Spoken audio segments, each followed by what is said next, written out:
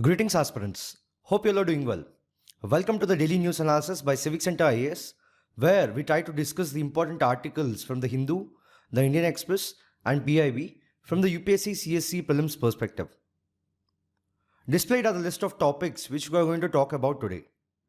So, the first article says that holding that law cannot be a restrictive meaning, the Delhi High Court, in a significant ruling, held that even a woman can be booked as a perpetrator of child sex abuse under the POCSO Act. In this context, let us talk about POCSO Act. See, POCSO, which stands for Protection of Children from Sexual Offences Act of 2012, came into effect on 14 November 2012, which was enacted in consequence to India's ratification of the UN Convention on the Rights of the Child in the year 1992. Significantly, it was intended to protect children from sexual assault, sexual harassment, and pornographic violations, as well as to establish special codes for trials. Know that the Act defines a child as any person below the age of 18 years. Interestingly, it is the first comprehensive law in the country dealing specifically with sexual abuse of children and is administered by the Ministry of Women and Child Development. Now, if we look at the key provisions related to it, firstly, it is a gender-neutral legislation since the Act defines a child as any person under the age of 18. Secondly, non-reporting is a crime under it. So, any person with the charge of an institution, excluding children, who fails to report the commission of a sexual offence involving a subordinate faces punishment. Thirdly, there is no time limit for reporting abuse. So, a victim may report an offence at any time, even years after the abuse has occurred.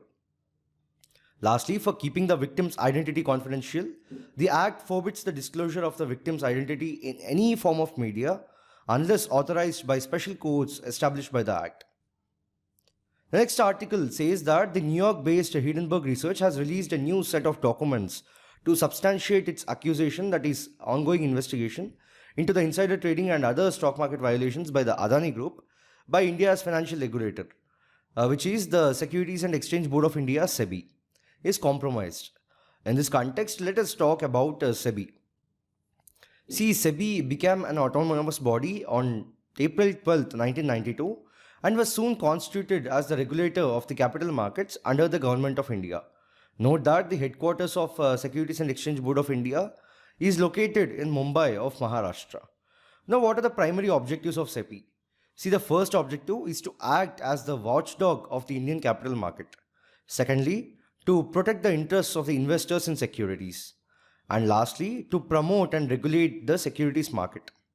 Now, if we have to talk about the functions and powers, see, it is responsible for depositories, participants and custodians, debenture trustees and trust deeds, insider trading, foreign institutional investors, managed bankers and mutual funds, then portfolio managers, investment advisors, registrars to capital issues and share transfer agents, and stockbroker, sub-brokers, underwriters, bankers to the issues and venture capital funds, and lastly, substantial acquisition of shares and takeovers. Further, SEBI is also responsible for the needs of the following three groups which constitute the security market, that are issuers of securities, investors, and market intermediaries. The next article says that inflation in India's consumer prices cooled dramatically from 5.1% in June to an almost 5-year low of 3.54% in July, with food price rise moderating to a 13-month low of 5.4% from a 6-month high of 9.4% a month earlier. In this context, let us talk about the headline inflation, core inflation, and lastly about the consumer price index. So firstly, talking about the headline inflation, see, it is a measure of the total inflation within an economy. Notably, it includes the price rise in food, fuel, and all other commodities. Know that the inflation rate expressed in the wholesale price index, WPI, usually denotes the headline inflation. Now, moving on to talk about the core inflation, which is also called the underlying inflation or the non-food inflation. See, it is also a term used to denote the extent of inflation in the economy, but it is a concept derived from headline inflation. Further, core inflation is the change in the costs of goods and services, but does not include those from the food and energy sectors.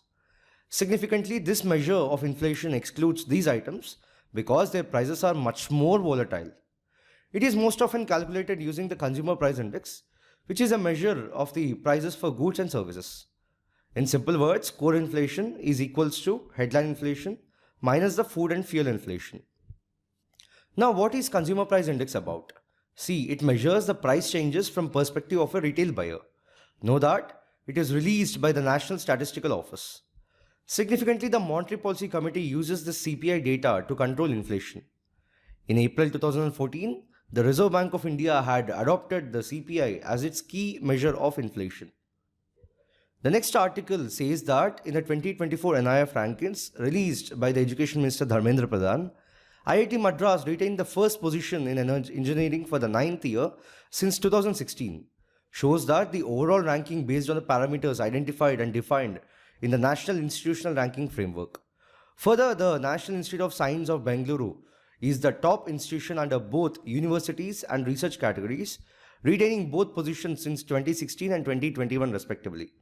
In this context, let us talk about the National Institutional Ranking Framework, in short called the NIRF. See, the National Institutional Ranking Framework was approved by the Ministry of Human Resources and Development and launched by the Honorable Minister of the HRD on 29 September 2015. Further, this framework outlines methodology to rank institutions across the country. Know that the methodology draws from the overall recommendations, broad understanding, arrived at the core committee set up by the Ministry of Human Resources and Development. This is to identify the broad parameters for ranking various universities and institutions. Notably, the parameters broadly cover teaching, learning and resources, research and professional practices, graduation outcomes, outreach and inclusivity, and lastly, perception. If we have to talk about this year's rankings, the Indian Institute of Science Bengaluru is the top institution under the both universities and research categories, retaining both positions since 2016 and 21 respectively. While the Indian Institute of Management Ahmedabad continued to be the top management institutes for the 5th consecutive year since 2020. Further, the All India Institute of Medical Sciences of New Delhi is the best place to study medical sciences as it retained the top spot for the 7th consecutive year. Notably, the IIT Bombay is the best innovational institution, followed by IIT Madras and IIT Delhi. Then the IIT Roorkee retained its first position in architecture and planning for the 4th consecutive year. Lastly, the National Law School of India University of Bengaluru named the best law school for the 7th year in a row. The next article says that India's industrial output growth slumped to a 5-month low of 4.2% in June, with manufacturing output growth dipping to a 7-month low of 2.6%, almost half the previous month's growth, and power generating easing to 2.8% from a record high in May as the heat wave receded. In this context, let us talk about the Index of Industrial Production, in short called the IIP, and also about the Index of 8 Core Industries, in short called the ICI. So firstly, talking about the IIP, it is one of the prime indicators of the economic development for the measurement of trends in the behavior of industrial production over a period of time with reference to a chosen base year. Significantly, it indicates the relative change of physical production in the field of industries during a specified year as it compared to the previous year. Further, you have to know that it is computed and published by the Central Statistical Organization on a monthly basis under the Ministry of Statistics and Program Implementation. The current base year for the IIP series in India is 2011 to 2012. Now, talking about the output, see, the mining was the only segment which accelerated the growth in June, with output rising 10.3% year on year. Within manufacturing, accounting for almost 78% of the IIP, 9 of the 23 segments reported a contraction this June, including beverages, textiles, leather products, and pharmaceuticals. Further, 3 sectors reported a double-digit production rise in electrical equipment, which is 28.4%, furniture, which is 16%, and computers and electronics, which is 10.7%. Overall, the industrial output rose 5.2% in quarter 1 of financial year 25 from 4.7% in quarter 1 of financial year 24, with consumer non-durables being the only segment to report a contraction, with production dropping 0.5% from 6.8% uptick. Now, moving on to talk about the Index of 8 Crore Industries, in short called the ICI. See, ICI measures the collective and individual performance of the production in the selected 8 core industries, which are coal, crude oil, natural gas, petroleum refinery products, fertilizers, steel, cement, and electricity. Know that the index is compiled and released by the Office of the Economic Advisor of the Department of the Industrial Policy and Promotion (DIPP) under the Ministry of Commerce and Industry, Government of India. The next article says that 26 from the Afghanistan granted citizenship certificate under the CAA, which is nothing but the Citizenship Amendment Act of 2019. In this context, let us talk about the Citizenship Amendment Act of 2019 and then about citizenship in India briefly. See, the CAA of 2019 aims to grant citizenship to illegal migrants from the countries Afghanistan, Bangladesh and Pakistan who belong to the Hindu, Sikh, Buddhist, Jain, Parsi and Christian faiths. Further, talking about the key features of the CAA in 2019, so it amended the Citizenship Act of 1955 to make the illegal migrants who are Hindus, Sikhs, Buddhists, Jains, Parsis and Christians from the countries Afghanistan, Bangladesh and Pakistan eligible for Indian citizenship. Also, the Citizenship Amendment Act of 2019 amends the Citizenship Act of 1955. The amendment relaxes the residence requirement for naturalization of these migrants from 11 years to 5. Now, who are illegal migrants? See, an illegal immigrant enters India without valid travel documents or stays beyond the permitted time, potentially facing prosecution, deportation or imprisonment. So, those from these communities who entered India on or before December 31st of 2014 would not be treated as illegal migrants, providing a path to naturalization. However, it exempts the Muslim community. Now, with respect to the citizenship in India, see, the Constitution of India provides for single citizenship for the whole of the country. Notably, under Article 11 of the Indian Constitution, Parliament has the power to regulate the right of citizenship by law. Accordingly, the Parliament has passed the Citizenship Act of 1955 to provide for the acquisition and determination of Indian citizenship. The next article says that the Science and Technology Ministry has withdrawn its contribution to the prestigious UNESCO Kalinga Prize for Popularization of Science, which is UNESCO's oldest award, instituted through a donation by the Odisha's former Chief Minister, Bijlee Patnaik, way back in the year 1951. Official sources said that the decision to withdraw the Department of Science and Technology's annual contribution to the award was part of the recent decision to rationalize all science awards. Further, have to know that the government has instituted a new set of science awards called the Rashtriya Vignan Puraskar to replace all earlier awards, including the coveted Shanti Swarup Bhatnagar awards last year. So, in this context, let us talk about the UNESCO Kalinga Prize.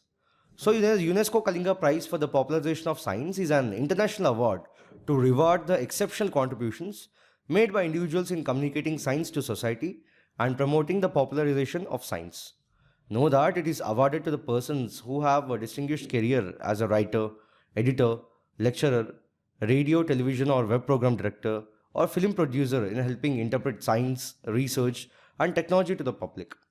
Notably, the UNESCO Kalinga Prize for the Popularization of Science is UNESCO's oldest prize. Know that it was created in the year 1951 following a donation from Mr. Bijlee Patnaik, founder and president of the Kalinga Foundation Trust in India. See, the prize is awarded biennially. Lastly, the prize is funded by the Kalinga Foundation Trust, the Government of India, State of Odisha and the Government of India, which is the Department of Science and Technology. The next article says that India's net direct tax collection grows 22.5% to 6.93 lakh crore rupees.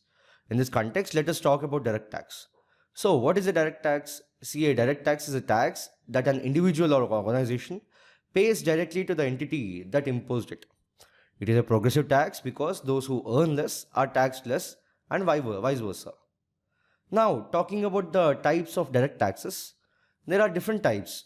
Firstly, the income tax, where the government of India determines various tax slabs based on individuals' age and earnings, which indicates the amount of income tax owned. Then the wealth tax, which is paid annually. Wealth tax depends on the property ownership and market value, irrespective of the income generation. Corporate taxpayers, Hindu undivided families, and individuals must pay wealth tax based on their residential status. Then the estate tax, which is also referred to as inheritance tax, and is calculated based on the value of estates or the assets left behind by an individual after their death. Then corporate tax. See, the domestic companies and foreign corporations earning income in India must pay corporate tax on various earnings, including from those their asset sales, technical services, dividends, royalties, or interest sourced in India. Further, corporate tax also encompasses other taxes such as securities transaction tax, dividend distribution tax, fringe benefits tax, and minimum alternate tax. Lastly, capital gains tax applies to income from asset sales or investments, including farms, bonds, shares, businesses, art, and homes. Then, what is indirect tax? See, indirect tax refers to the type of tax for which the impact of tax and incidence of tax fall on different persons or entities. Some prominent examples of indirect taxes in India include excise duty, customs duty, sales tax, service tax, goods and services tax, octroi and entry tax, toll tax, stamp duty, etc. The last article, which is from the PIB, says that the Government of India issued operational guidelines for the implementation of the model solar village under the PM Surya Ghar Muft Bijlee Yojana. In this context, let us talk about the various aspects related to the scheme. So, what is PM Surya Ghar Muft Bijlee Yojana all about? See, the PM Surya Ghar Muft Bijlee Yojana is a central scheme that aims to provide free electricity to 1 crore households in India who opt to install rooftop solar electricity unit. Further, the households will be able to get 300 units of electricity free every month. Then, how does PM Surya Ghar Muft Bijlee Yojana work? See, the scheme provides for a subsidy of 60% of the solar unit cost for the systems up to 2 kilowatt capacity and 40% of additional system cost for the systems between 2 to 3 kilowatt capacity. Know that the subsidy has been capped at 3 kilowatt capacity. Significantly, the implementing ministry is the Ministry of New and Renewable Energy. Now, moving on to talk about the model solar village. See, it aims to create one model solar village in each district of the country.